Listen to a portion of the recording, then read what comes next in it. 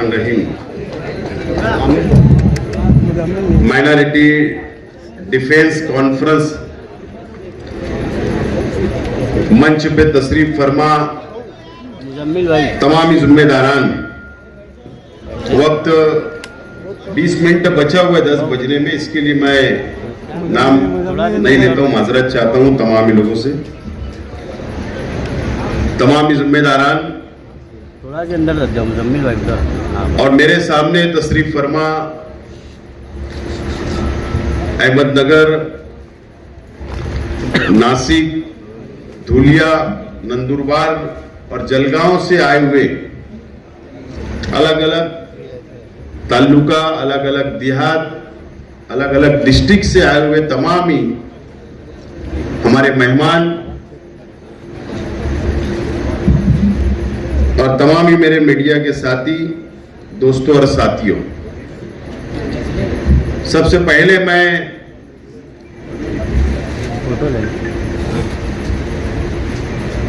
आज की कॉन्फ्रेंस में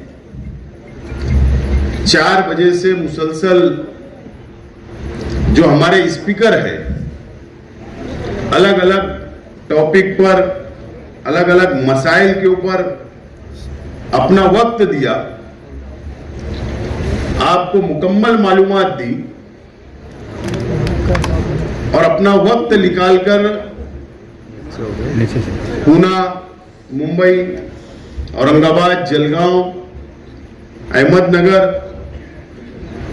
तमामी अलग अलग इलाकों से यहां पर आए, अपना वक्त दिया। मैं आप तमामी लोगों का बहुत बहुत शुक्रिया अदा करता हूं और तमाम ही मेरे सामने मौजूद जो 5 जिले से आप लोग आए, अपना वक्त, अपना माल लगाकर आप लोग यहां पर आए और मुसलसल 6 घंटे से आप लोग यहां पर बैठे हैं। मैं माइनॉरिटी डिफेंस कमेटी की जानिब से, आइडियान मालेगांव शहर की जानिब से आप लोगों का शुक्रिया अदा करता हूं और माइनॉरिटी डिफेंस कमेटी के तमाम ही हमारे अराकीन जो तकरीबन 1.5 महीने से इस कॉन्फ्रेंस को कामयाब बनाने के लिए मेहनत की, जद्दोजहद की और दावतनामा लेकर अलग अलग जिले में गए, अलग अलग ताल्लुके में गए, अलग अलग देहात में गए और मेहनत की, मैं उन तमामी साथियों का भी बहुत बहुत शुक्रिया अदा करता हूं। दोस्तों और साथियों, तमामी मुकर्रिर हजरात ने आपको मुकम्मल और तफसील बात आपके सामने रखी है, मैं उसको रिपीट नहीं करना चाहूंगा, लेकिन आप लोगों को मुबारकबाद देता हूं कि आप लोग, हमको नहीं लगता था, मुझको 5 बजे तक भी नहीं लग रहा था कि कॉन्फ्रेंस कामयाब होगी। आप लोग इतने बेदार हो गए, लेकिन अल्लाह का करम है, आप लोग जो बेदार हुए हैं, आपको वक्फ बोर्ड का जो बिल आया है, काला कानून आया है, आप उसको समझ चुके हैं, इसलिए आप बेदार हैं,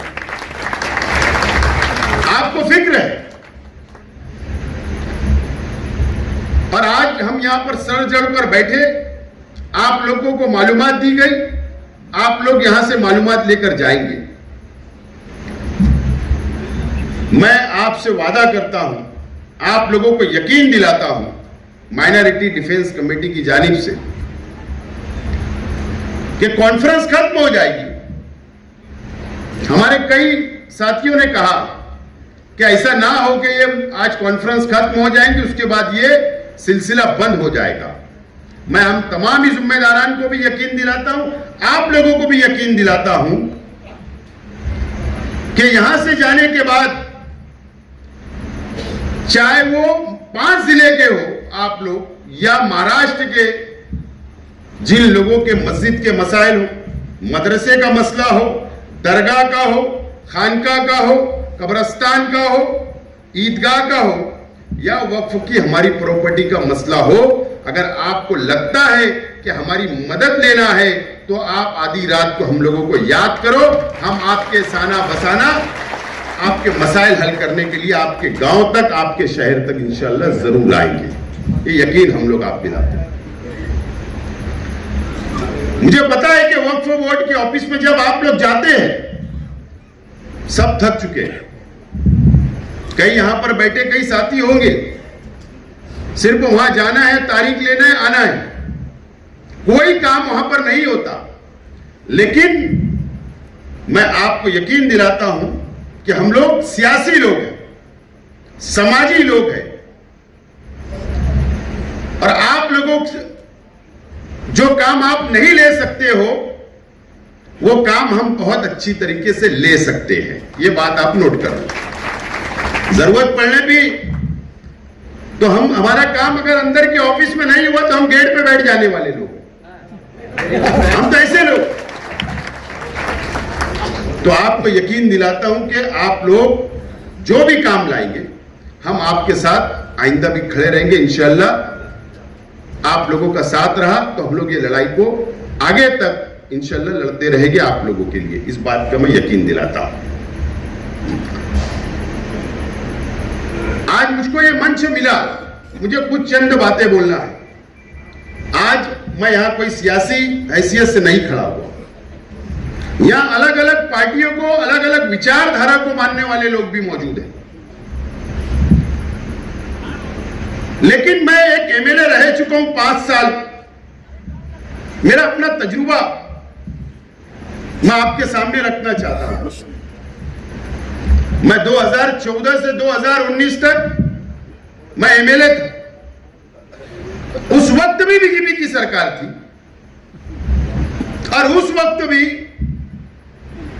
मुसलमानों के मसाइल असेंबली के अंदर उठाने का काम मैंने किया। यह महाराष्ट्र जानता है, मेरा शहर जानता है। और उस वक्त की मैं बात बोल रहा हूं कि वक्फ के ताल्लुक से मैंने असेंबली के अंदर सवाल रिकॉर्ड पर मौजूद है। उस वक्त एकनाथ खड़से साहब माइनॉरिटी के मिनिस्टर थे, बीजेपी की हुकूमत थी। कोई भी मुस्लिम एमएलए, कोई भी मुस्लिम मिनिस्टर उस सरकार में नहीं था। उस वक्त मैंने सवाल किया कि महाराष्ट्र के अंदर वक्फ की कितनी प्रॉपर्टी है, कितने एकड़ है। जवाब आया था और एकनाथ खड़से साहब ने असेंबली हाउस के अंदर खड़े रहकर कहा था कि महाराष्ट्र के अंदर तकरीबन अंदाज 1 लाख एकड़ मुसलमानों की है, वक्फ की प्रॉपर्टी है और वो मुसलमानों की प्रॉपर्टी है। ये जवाब माइनॉरिटी मिनिस्टर का उस वक्त था। दूसरा सवाल मेरा था कि अतिक्रमण कितने पे हुआ है। तो दूसरा सवाल का जवाब यह था कि 70,000 एकड़ जमीन के ऊपर अतिक्रमण है इस महाराष्ट्र के अंदर। यह रिकॉर्ड की मैं बात बोल रहा हूं, जो महाराष्ट्र के असेंबली के रिकॉर्ड पर मौजूद है। उसके बाद हमने बहस हुई, हमने कहा यह अतिक्रमण कब निकलेगा। उन्होंने कहा कि हम एक वक्फ बोर्ड को फंड देंगे, अधिकारी देंगे, अतिक्रमण निकालेंगे। बातें तो बहुत होती है लेकिन उस पर अमल नहीं होता, उस पर अमल नहीं होता।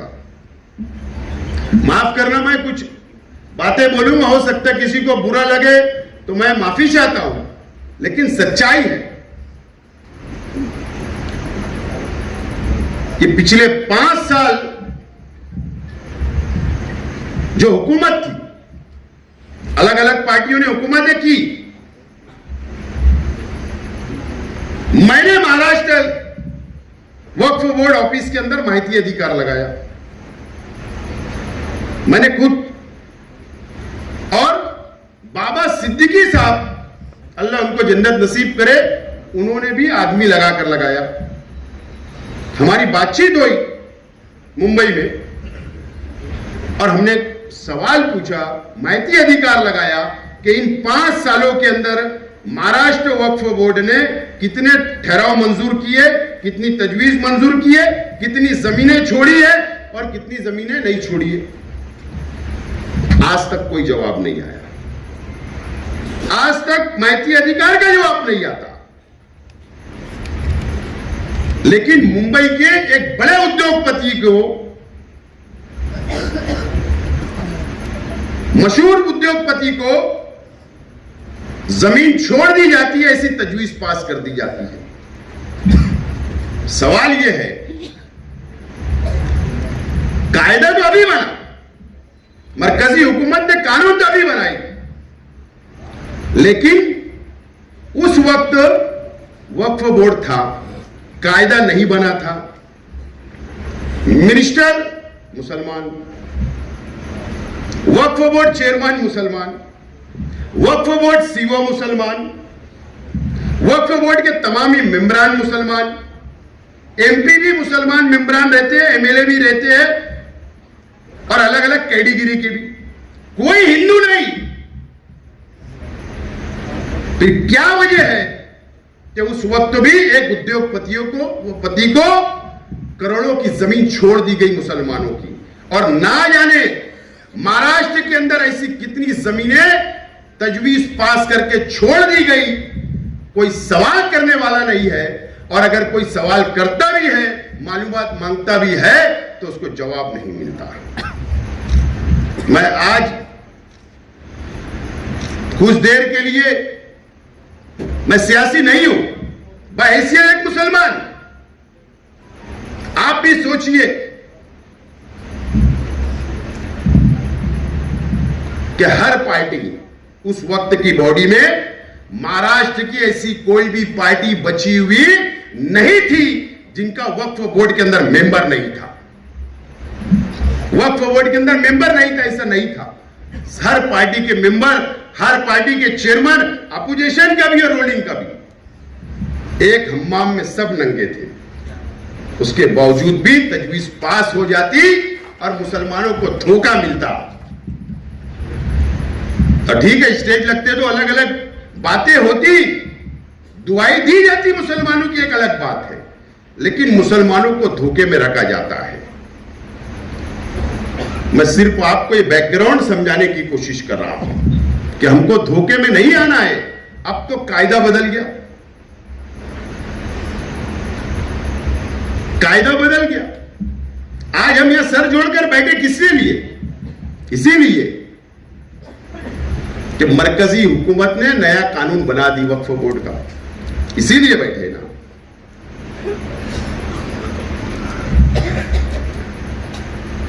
अब हमको, अगर हम बेदार नहीं हुए, मैं साफ तौर पर बोलना चाहूंगा, हो सकता थोड़ी कड़वी हो, एक बाबरी मस्जिद को शहीद करने के लिए कई दिन की तहरीक थी, कई दिन की तहरीक थी। एक बाबरी मस्जिद के ऊपर कई बरसों तक सियासत की गई, हिंदू मुसलमान को लड़ाया गया, लेकिन फिरका परस्त तंजीमों ने, फिरका परस्त पार्टियों ने बाबरी मस्जिद को शहीद कर दिया। आज हमको गम है, आज भी गम है, आज भी दुख है। ये कायदा जो आया है, ये कानून जो आया वक्फ बोर्ड का, कुछ बातें मैं खुलकर नहीं बोलना चाहता हूं। स्क्रीन के ऊपर जो आपको बताया गया, वो बात को आपको नोट करना है, नोट। मैं बार बार बोलता हूं कि हम सियासी भी है, वर्कर है, समाजी कार्यकर्ता है, हमको समझता है कि कॉरपोरेशन में क्या चलता है, कैसे मंजूरी ली जाती है। आज मैं जिम्मेदारी से बोलता हूं कि यहां बैठे हुए पूरे महाराष्ट्र के अंदर, पूरे मुल्कों के अंदर हम लोग पेपर के अंदर बहुत कमजोर हैं। मैं ढके छुपे अंदाज में बोल रहा हूं। पेपर हमको तैयार करना है, उसके लिए मेहनत करना है। अगर हम मस्जिद के ट्रस्ट बनकर बैठे हैं, अगर हम मदरसे के ट्रस्ट बनकर बैठे हैं, या मजहबी मुकामात के हम ट्रस्ट बनकर बैठे हैं, तो जिम्मेदारी हमारी बढ़ जाती है कि अपना वक्त निकालकर पेपर जमा करिए। कानून के दायरे में आना पड़ेगा, पेपर मजबूत करना पड़ेगा, और इसीलिए आज की कॉन्फ्रेंस ली जा रही है। अगर आप वक्त नहीं दे सकते, माफी के साथ बोलता हूं, तो किसी नौजवानों को आगे लाइए, उनको ट्रस्ट बनाइए और उनको बोलिए कि आप आगे आकर लड़िए। वक्त दीजिए, जब जाकर ये मसला हल होगा, जब जाकर ये मसला हल होगा। और नहीं तो हमको इस्तीफा दे देना चाहिए, हिसाब होगा, हमको भी हिसाब देना है। अल्लाह ना करे कि बिल्डोजर की सियासत, मौलाना इमरान साहब ने कहा कि यूपी में क्या हुआ, इस महाराष्ट्र के अंदर आ जाए। आज बेदार होने की जरूरत है।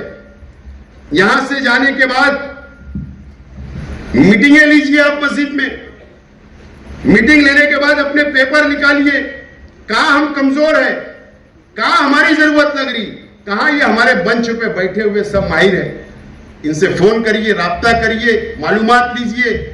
हम वक्त देने के लिए तैयार है, लेकिन अल्लाह के वास्ते हम लोगों को खुशफहमी में नहीं रहना है। हम लोगों को काम करना पड़ेगा, जब जाकर हमारी मस्जिदें बचेगी, हमारा मदरसा बचेगा, हमारी खानकाहें बचेगी, हमारी दरगाहें बचेगी, ईदगाह और कब्रिस्तान बचेगी, और हमारी प्रॉपर्टी बचेगी। जाने दो बड़ी 100 एकड़ 200 एकड़ जमीन खुली होगी तो ठीक है, वो लड़ाई लड़ेंगे, लेकिन आज हमको ये लड़ाई जरूरी है। आज हमको रोका जाएगा, हर तरीके से रोका जाएगा, बड़ी लड़ाई लड़ना पड़ेगी। और all India Muslim personal law board जैसा बोर्ड हमारे साथ है मुल्क में, अलग अलग दीनी तंजीमें हमारी सरपरस्ती कर रही है। हम तो छोटे से गांव के वर्कर हैं, जो आज हमने सोचा कि आप लोगों को जोड़े और आप लोगों को सलाह मशवरा करें और कोई रास्ता हम निकालें। सरपरस्त तो बैठे हमारी सरपरस्ती करने के लिए। मैं आपसे गुजारिश करता हूं कि इसके ऊपर आप अमल करें।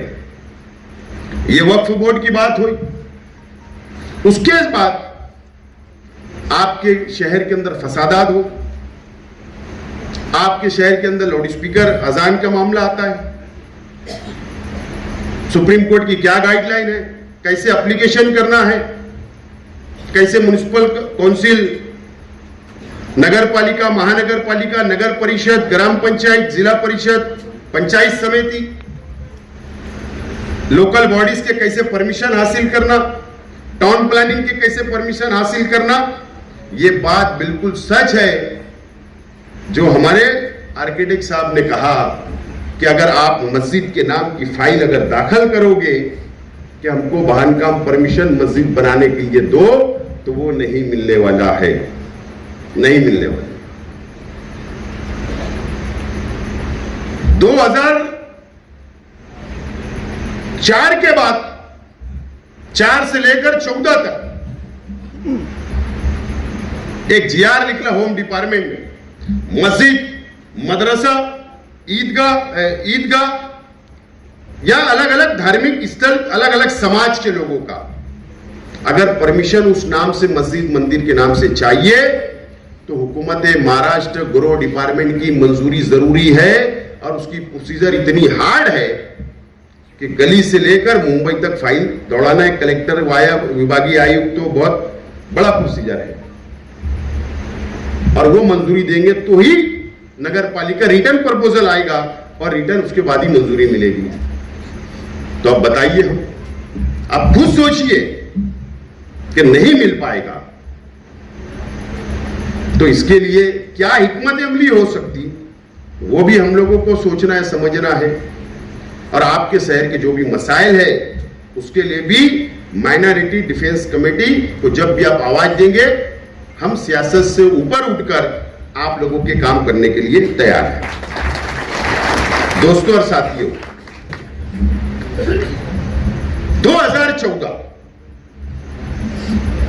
2014 में भारतीय जनता पार्टी की सरकार इस देश के अंदर आई। हम बहुत जल्दी भूल जाते हैं, बहुत जल्द भूल जाते हैं। क्या हुआ 2014 के बाद से, क्या क्या हुआ इस देश के अंदर, ये आप लोग समझ लीजिए।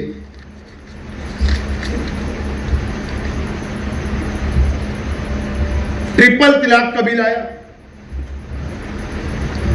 ट्रिपल तलाक का बिल आया, कानून लागू हो गया। उस वक्त भी all India Muslim personal law board ने तहरीक चलाई, सुप्रीम कोर्ट गए, कानूनी लड़ाई लड़ी गई, लेकिन अक्सरियत की बुनियाद पर ट्रिपल तलाक का कानून लागू हो गया। यह काला कानून बना, हमारी शरीयत के अंदर मुदाखलत की गई, इंटरफेयर किया गया। उसके बाद एनआरसी आया, CAA आया,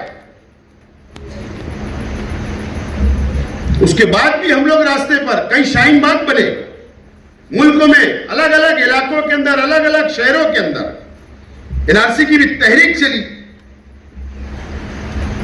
उसके बाद एनआरसी लागू हो गया। उसके बाद ही हम लोगों ने घबराकर, जज्बात में, सियासी लोगों से कांटेक्ट नहीं करते हुए एजेंट मार्फत पूरे मुल्क के अंदर या मालेगांव हो, जन्म दाखला जरूरी है, जन्म दाखला जरूरी है, बनाना शुरू कर दिया एजेंट के भरोसे। आज सजा हम भुगत रहे हैं। यह काला कानून बना। अभी वक्फ बोर्ड का बिल आ गया, काला कानून बना। सामान्य नागरिक कायदा आया, उसका ड्रॉप वगैरह तैयार हुआ, बाद में कुछ पेंडिंग चल रहा है। वक्त वक्त के ऊपर धमकियां मिलती है हमको केंद्र सरकार से कि हर हाल में लागू करेंगे, यह कायदा आया, आ जाएगा। और मैं आज ये तमाम ही जिम्मेदारान की मौजूदगी में, इस मीडिया की मौजूदगी में आप लोगों से मैं गुजारिश करना चाहता हूं। हमने हर काले कानून से लड़ा और लड़ते रहेंगे।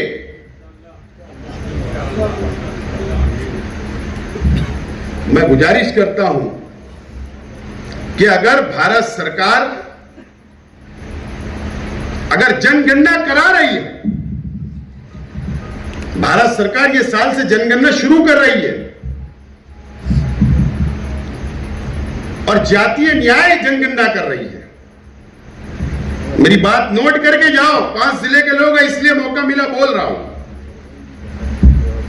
जातीय न्याय जनगणना करेगी, यानी जो जनगणना अब इस देश के अंदर होगी उसके अंदर एक कॉलम यह भी होगा अपना जात का, अपना मजहब का,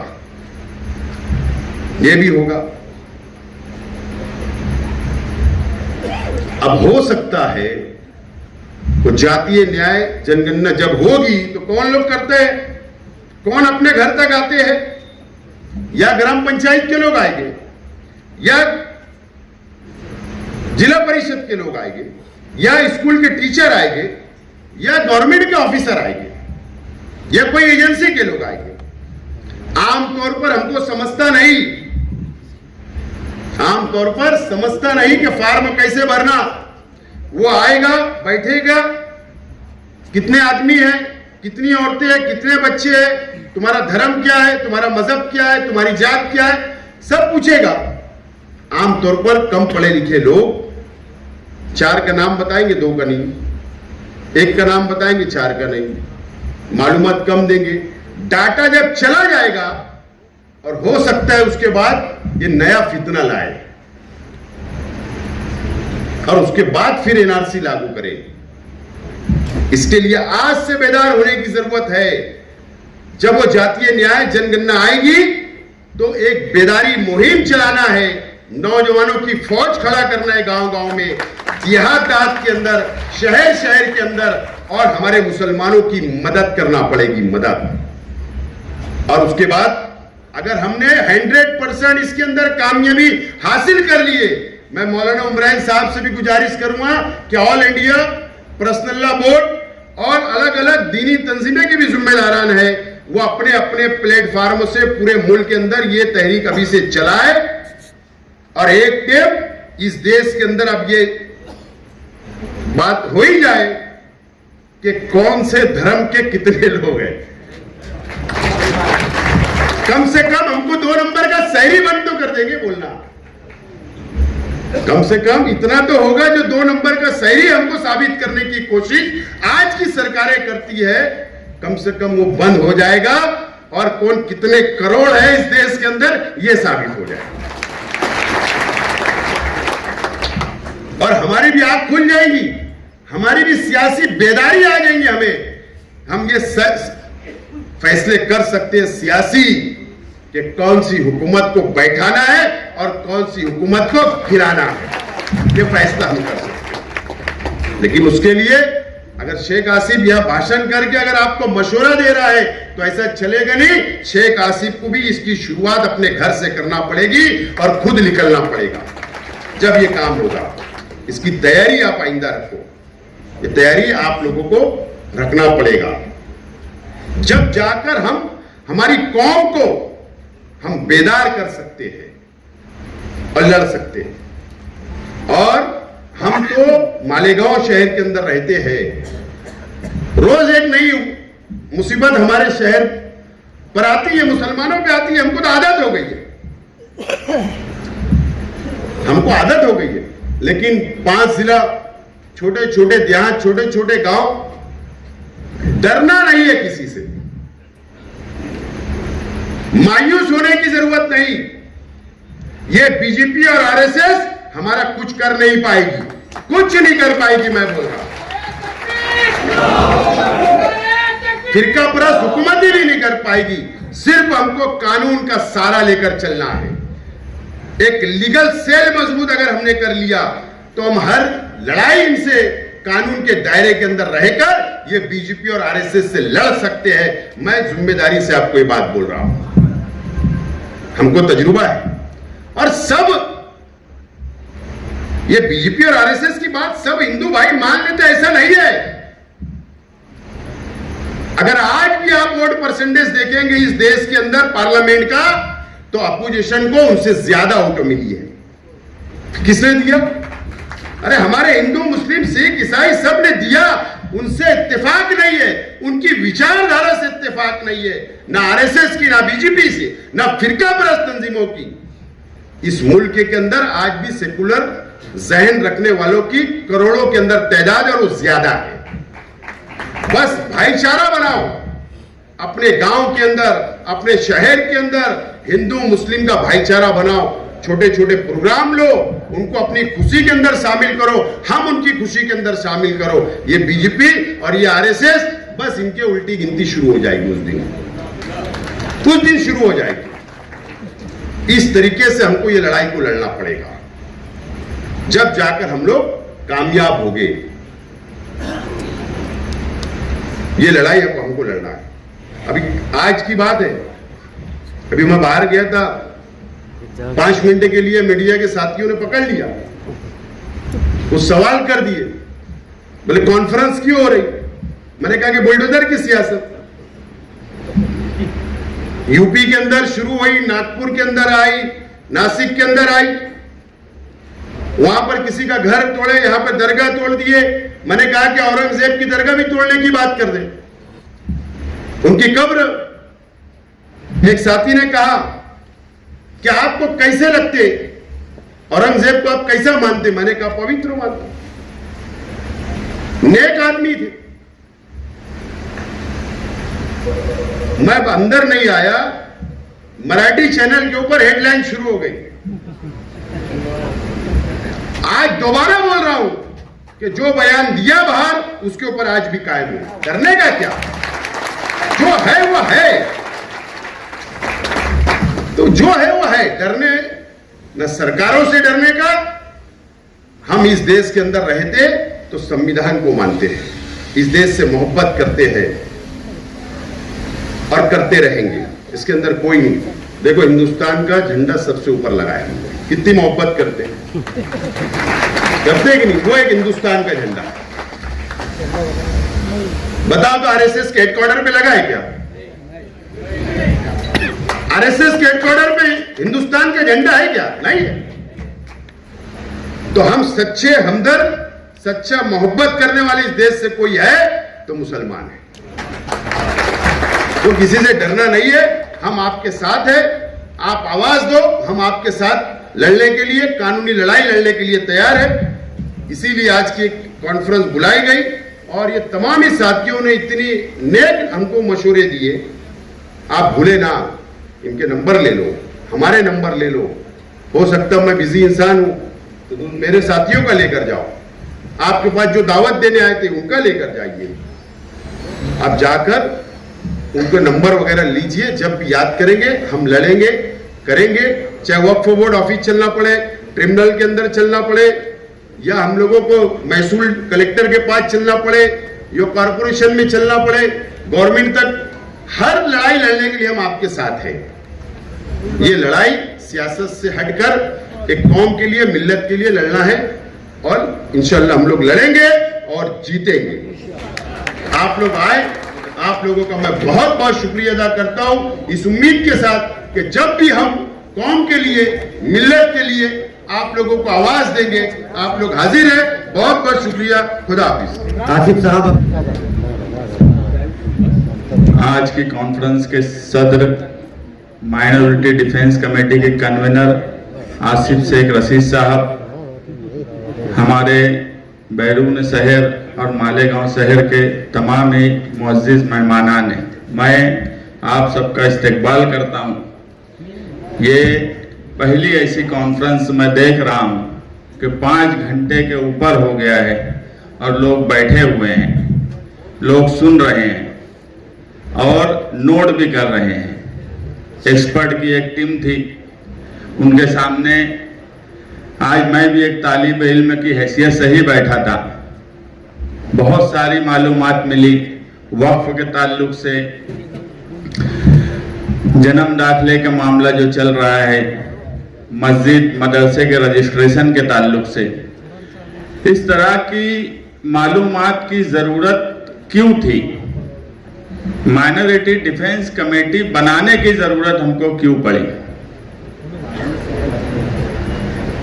किरीट सुमैया बीजेपी के, उन्होंने सबसे पहले मालेगांव पर इल्जाम लगाया कि यहाँ बांग्लादेशी है, रोहिंग्या है, और फौरन एसआईटी सरकार ने बैठा दी।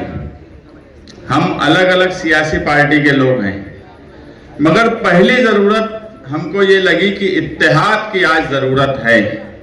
हमने कई पार्टियों को लिया और इत्तेहाद के साथ एक प्लेटफॉर्म बनाया।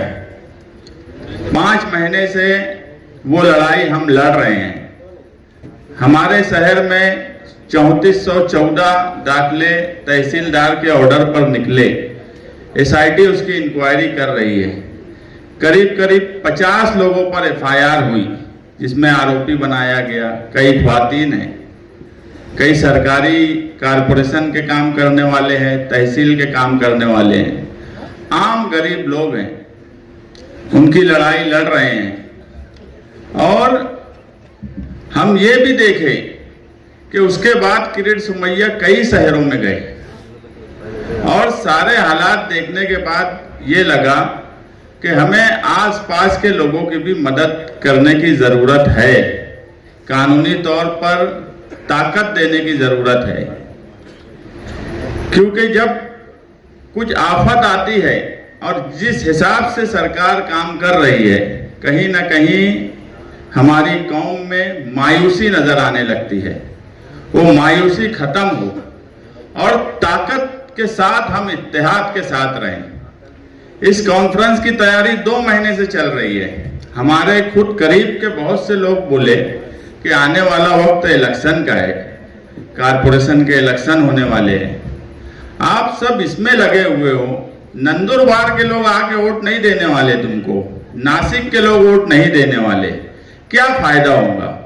मगर यहाँ फायदा हमारा सियासी क्या होगा ये सवाल नहीं था, यहाँ मिल्लत को क्या फायदा होगा, कौम को क्या फायदा होगा, ये एक नंबर पर हमने रखा। क्योंकि इसमें 2 महीने की तैयारी, एक्सपर्ट कौन रहेंगे वो समझना, लोगों तक पहुंचना, मेन पावर लगाना, तो हमने इलेक्शन को सामने नहीं रखा। हमारे लिए सबसे पहली तरजीह ये थी कि इन लोगों की मदद कैसे की जाए और किस तरह की जाए। ये तो आज पहला मरहला है कनेक्टिविटी का। आज हम कनेक्ट हुए हैं और इंशाअल्लाह ये कनेक्टिविटी हम आप लोगों के साथ कायम रखेंगे। आप हमारी मदद करिए, हम आपकी मदद करेंगे, लेकिन मायूस नहीं होना है, ताकत के साथ मुकाबला करना है। आज ही मैं एक बयान पढ़ा चीफ जस्टिस ऑफ इंडिया का कि उन्होंने इटली में ये कहा कि हिंदुस्तान की सरकारें खुद जज है, खुद जुडिशियरी है और खुद ही जल्लाद का काम कर रही हैं। बिल्कुल सच बात है, मगर सिर्फ मुसलमानों के लिए।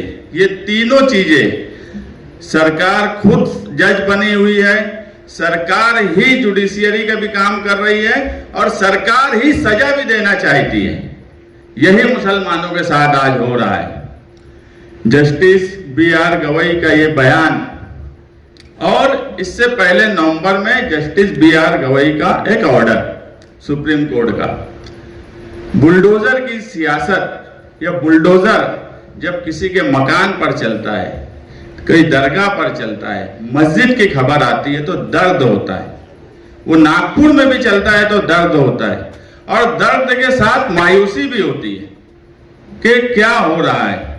किसी को किसी भी मामले में आरोपी बना देना, उसके बाद उसके घर पर बुलडोजर चला देना, ये घर बनाना और घर जो है इंसान का सब कुछ है, उसको तोड़ देना, पूरा खानदान पूरा परिवार सड़क पर आ जाए, ऐसे हालात पैदा कर देना। जब जस्टिस B.R. गवई ने जजमेंट दिया तो जजमेंट का पहला शेर उनका था कि अपना घर हो, अपना आंगन हो। इस ख्वाब में हर कोई जीता है, इंसान के दिल की ये चाहत कि एक घर का सपना कभी ना छूटे। उसके बाद उन्होंने 95 पेज का पूरा जजमेंट दिया। हमें यह भी पता है कि ये ऑर्डर होने के बाद भी मकानात तोड़े गए। हम आपसे यही कहना चाहते हैं कि कानून भी ये है कि अगर किसी के मकान, दरगाह, मस्जिद का कोई मसला है तो उसको due to process of law ही किया जा सकता है। तुम 1 दिन या 2 दिन की नोटिस पे उसका मकान नहीं तोड़ सकते, कम से कम 15 दिन की नोटिस उसको देना पड़ेगी ताकि वो अपने कागजात या उसके जो भी मामलात है वो ला कर दे सके।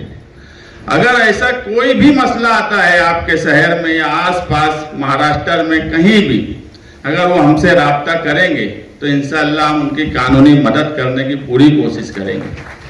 हमने मालेगांव शहर में एक किला झोपड़पट्टी थी, सरकार ने पूरी ताकत लगा दी थी कि उस झोपड़पट्टी को किसी भी सूरत में तोड़ना है। हमने कानून का सहारा लिया और पूरी झोपड़पट्टी को बचाया, स्टे लिया। 2 जुलाई तक स्टे है, 2 जुलाई को उसमें आर्ग्यूमेंट होगा, जो भी होगा, मगर लड़ाई लड़ रहे हैं, खामोश नहीं बैठ गए, मायूस नहीं हुए। बहुत ताकत से सरकार के लोग और प्रशासन उस झोपड़पट्टी को तोड़ना चाहता था, मगर हमने कोशिश की उसको बचाने की और आगे भी कोशिश करते रहेंगे। क्योंकि मैं जो बोला कि सरकार खुद, जो चीफ जस्टिस ऑफ इंडिया का बोलना है कि सरकार खुद जल्लाद का काम कर रही है, खुद सजा देने का काम कर रही है, तो ये बात मुसलमानों के ऊपर ही लागू होती है, बाकी किसी के साथ सरकार ऐसा काम नहीं करती। इसलिए आज हमें इत्तेहाद के साथ मिलकर इन सब मसाइल का कानूनी तौर पर हल निकालने की जरूरत है। जहां आपको आसिफ शेख साहब, मैं या माइनॉरिटी डिफेंस कमेटी के तमाम ही जिम्मेदारान की जहां जरूरत पड़ेगी हम आपके साथ खड़े रहेंगे। हाई कोर्ट जाने की बात होगी, वहां तक भी सुप्रीम कोर्ट जाने की बात होगी, वहां तक भी हम आपकी मदद करने की भरपूर कोशिश करेंगे। आप मायूस कतई ना हो। जुडिशियरी आज भी ऐसा नहीं है, कभी कभी ये लगता है कि अदालतें नाराजगी तो बताती है, मगर जिस सख्ती से फैसला करना चाहिए, जिस तरह सख्ती करना चाहिए, वैसी सख्ती नहीं करती, ऐसा भी लगता है। मगर मायूस होने की जरूरत नहीं है। आज भी अदालतों में ऐसे जजेस, ऐसे बेंच हैं जो ईमानदारी से कॉन्स्टिट्यूशन और कानून के हिसाब से ही काम करते हैं। हमें सिर्फ कानूनी समझ चाहिए, सही लाइन चाहिए काम करने की, और इंशाअल्लाह वो लाइन हम आपको देंगे। हमारे यहाँ ऐसा हुआ कि 5 महीनों से, यानी मैं सिर्फ ये एक मिसाल दे रहा हूं एक आदमी की, कि सरकार किस तरह से तकलीफ मालेगांव शहर को दे रही है। अगर ये माइनॉरिटी डिफेंस कमेटी नहीं होती तो आज मैं गारंटी से बोलता हूं कि मालेगांव शहर के कई 100 लोग जेल में होते। हमने बहुत कोशिश की कि किसी भी तरीके से मदद की जाए। हमारी लीगल टीम, एडवोकेट अजीम खान है, एडवोकेट आरिफ हैं, एडवोकेट तौसीफ हैं, और भी कई वकला की टीम हमने बनाई जो मुसलसल मदद करने की कोशिश कर रही है। एक मामला मालेगांव शहर में ऐसा हुआ कि 3314 तहसीलदार से आदेश आए। उसमें किरीट सुमैया जी आए और तहसील ऑफिस से 1044 आदेश बोल दिए गए कि ये साइन ही तहसीलदार की नहीं है, सिक्का ही तहसीलदार का नहीं है। उस पर प्रेशर बनाकर एक FIR दाखिल कर दी। हमने ही कोशिश की कि आम लोगों को उसमें परेशानी ना हो। एक doctor Nasir Hussain Chaudhary, MBBS doctor, Malegaon ग्रामीण में 2020 से 2022 तक काम किए। उन्होंने 2 जन्म दाखिले उनके बच्चों के आदेश पर बनाए। उनको वो नागपुर भी उनका ट्रांसफर हुआ। वहां से एक अच्छे डॉक्टर और एक अच्छे इंसान का कैरेक्टर सर्टिफिकेट भी मिला।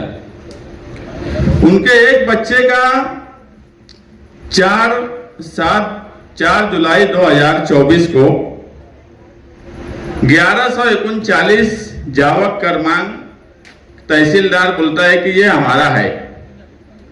4 जुलाई 2024 का जावक क्रमांक 1140 तहसीलदार बोलता है कि इस पे हमारी साइन, ये बोगस बनाए।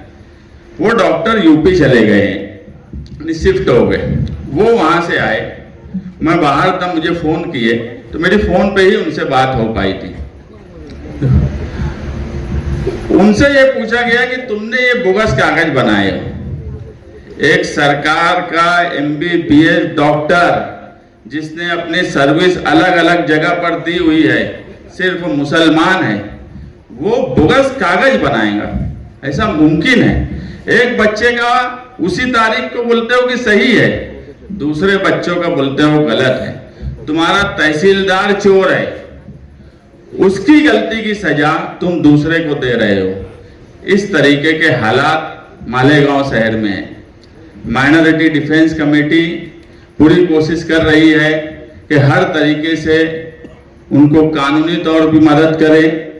आगे हम भी 22 तारीख के प्रोग्राम में थे। अब अगर हमें जमहूरी एहतजाज करने की जरूरत पड़ेगी तो अब हम जमहूरी एहतजाज की तरफ भी जाएंगे। आप अलग अलग हिस्से से सब लोग आए हैं। बहुत से लोगों ने कहा आने वाला वक्त पूरे महाराष्ट्र में इलेक्शन का है। ये कोई इलेक्शन के सवाल पर बात नहीं है।